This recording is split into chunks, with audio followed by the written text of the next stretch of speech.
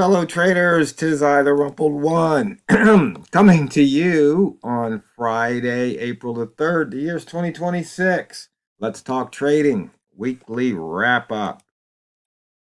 These videos are for educational purposes only. Your results may differ from mine. As always, let's have our risk management in place so we don't lose more than we're willing to lose while we are trading.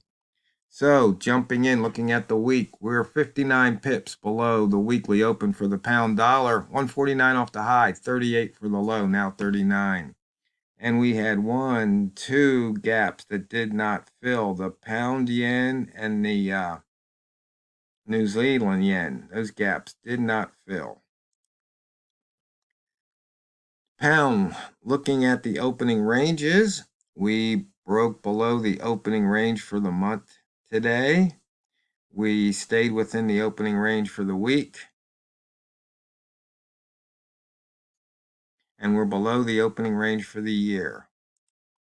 And for the year, we're 260 pips below the yearly open, 671 off the yearly high, and 39 off the yearly low. We also broke out of the weekly inside bar from 2 weeks ago that was at 32.19. That was the low.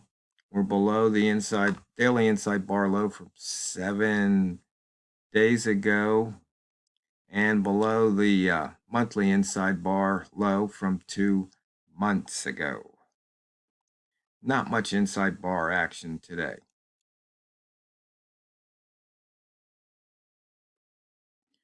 And the range, even though it was an NFP day, it's also what I think it's considered Good Friday today. Only 46 pips of range. No pairs over 100, and it looks like the Swiss yen led the pack with 97 pips. So I guess traders are taking the day off. I think Europe had the day off. And you can see here we crisscrossed the daily open a couple hours ago. Let's see, actually 1, 2, 3 hours ago, 4 hours ago, and then it's just been down since.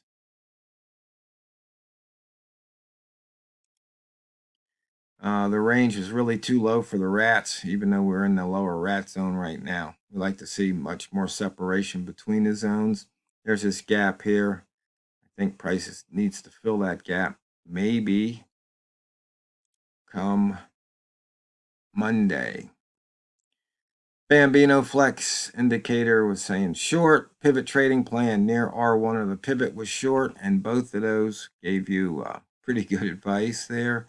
You can see we are a little over 40 pips below that pivot.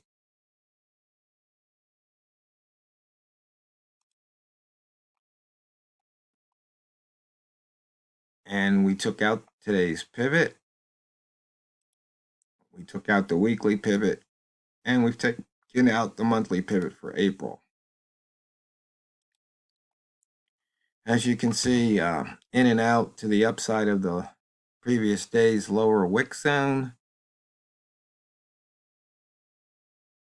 Outside 83% over the last 60 days there.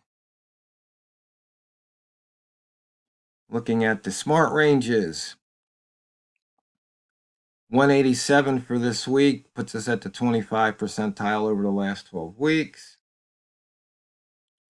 High did not break out of the previous high, but low broke below the previous low by 98 pips. And for the rats, the high minus close is 146. And for the green rats, close minus low is 41. Weekly open crossover traders, high minus open 90 to the north and open minus low 98 to the south. Once again, there's this nice gap here. That was NFP. I think that gap needs to fill. Just have to wait and see. As you can see here, indicator 2, price was staying well below it. multimeters. You can see we're below the lower high, daily, hourly, 30-minute, 15-minute, and 5-minute.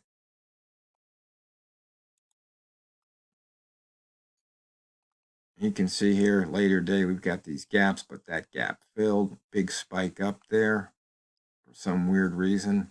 And the other thing was when this happened, there was like a 10 pip spread. It was crazy. And just lower high, higher low.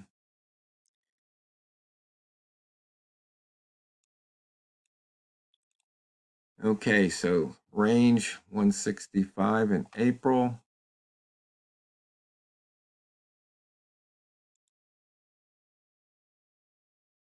Oh, that's right, because April, this is the weekly range, and we started in the middle of the week. So 165 pips. That's not anything to write home about. We might want to look at the, see what the ATR is, so we know what to expect. About 418 pips. Okay.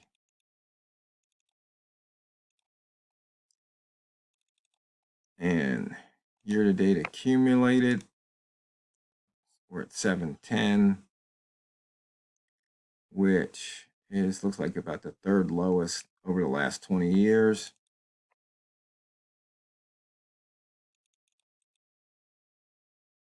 And let's see, close minus open percent. Okay, so we're down in April 1.92%. So you can see we're just heading south.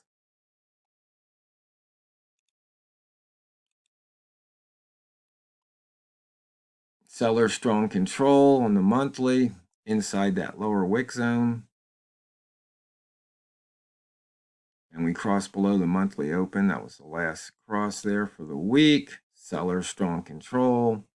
Below the previous mid, below the pivot. Lower high, lower low. You can see there. For the daily, we've got seller strong control once again. Lower high, lower low. Price inside that lower wick zone. And price is turning down.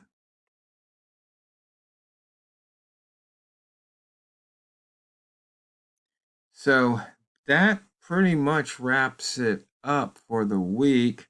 I didn't receive any questions this week other than this one trader keeps wanting me to change indicators and do this and do that. I just keep telling him he has to learn how to trade. I can't teach him. He has to learn. I can show, but really you can't teach trading. You can show people what you do and how you do it, but they have to, it's like swimming. You can show people how to swim. They can watch videos, read books, but they've got to jump in and get wet and they've got to learn it for themselves. Trading's pretty much the same way. And when you think about it, trading is an endeavor that you don't control the outcome. I've said that before. And when you think about it, that's one of the key reasons why traders aren't profitable. Let's see, where is that? Take profit before. Yeah, yeah. Every win is luck because you don't control the outcome. You don't control the outcome. You really don't. You get in a trade and you use your best estimates, guessing, whatever, and you think you pick the direction price is going to move for however many pips. And hopefully, maybe you don't even think how many pips. Maybe you just want to, if you get the direction right, you'll just grab a pip or two or whatever happens. You'll just ride it. When it stops, you just jump out. And that is just the nature of trading.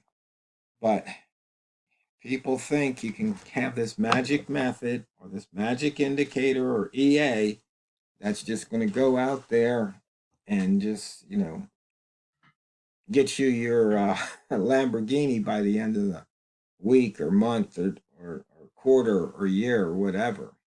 But once you put that thing up, you find out just how infrequent it happens.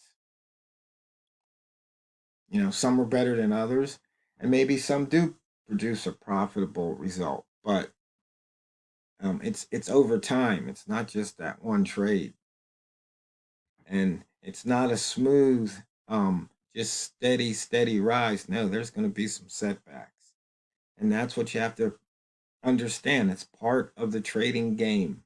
It's like baseball. You're going to strike out. I don't think there's ever been a player that has never struck out. You don't like striking out, but it's part of the game. Just like taking a loss is part of the game in trading. You know, a lot of things we do to mitigate losses, but a lot of times, you know, we might average in and when we look at overall, we might exit with the profit, but that very first trade just might be showing a loss. And it's just something you have to think about. Or if it went your way and you were adding in, and stacking on, maybe the last trade shows a loss. Point being is you have to accept those facts and realize that trading is something that you are going to have to learn on your own. Now, there can be people helping you, but when it gets down to pushing the button or clicking the mouse, entering the trade, that's on you. And you have to have some form of money management. You have to manage your brain so you don't make any of these mistakes. And you have to have your risk management in place. You know, if you think about it, those are three things you have to have. And if any one of those is weak,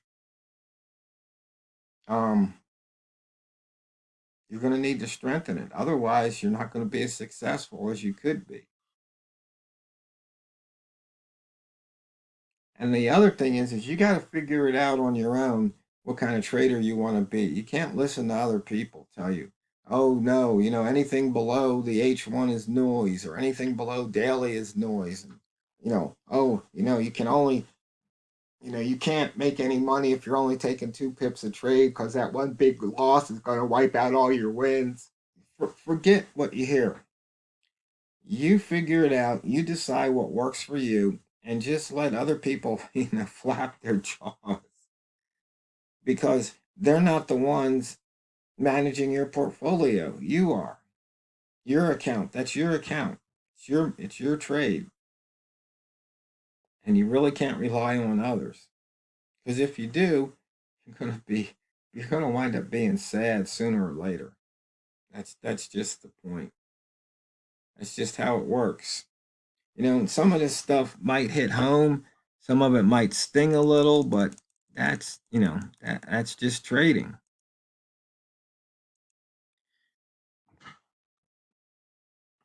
And it's just something that you have to come to grips with. You have to realize it. You have to internalize these things. Because if you don't, the method's not going to matter. Because somehow you're going to wind up tripping yourself up. And that's why I always say, and I want you to always remember, never forget, it's not what you trade, it's how you trade it. So go out there and drain the banks. This is the Rumple One, over and out. And I'll wish you all a fun and safe weekend.